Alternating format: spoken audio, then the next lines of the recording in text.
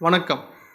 நாம் செய்தித்தாள்களிலோ ஊடகங்களிலோ செய்திகளை தெரிந்து கொள்ளும்போது பல்வேறு கொலை சம்பவங்கள் தொடர்பான செய்திகளை தொடர்ந்து கேட்டுக்கொண்டிருக்கிறோம்.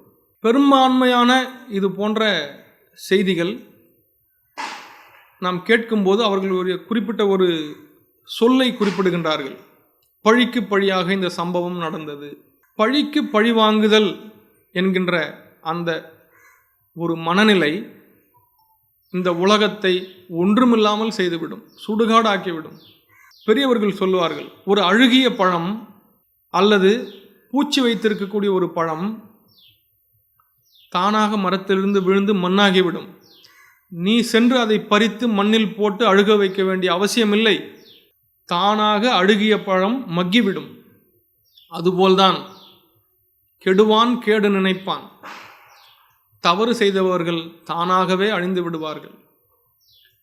ஏதோ ஒரு வழியில் இயற்கை அவர்களுடைய வாழ்வை இல்லாமல் செய்துவிடும். எனவே பழிக்கு பழி என்கின்ற இந்த நிலையை நோக்கி நம்முடைய சமுதாயம் போவது என்பது ஒரு செம்மாந்த சமுதாயத்திற்கான அடையாளம் அல்ல.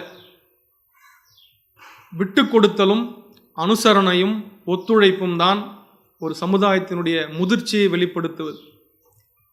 எனவே இளைஞர்களே, பெரியோர்களே, இந்த விஷயத்தை மனதில் வைத்துக்கொண்டு, இப்போ ரீசெண்டாக கூட பார்க்கிங் அப்படின்ற ஒரு திரைப்படம் வந்தது. அந்த திரைப்படத்திற்கு தேசிய விருது கிடைத்திருக்கிறது.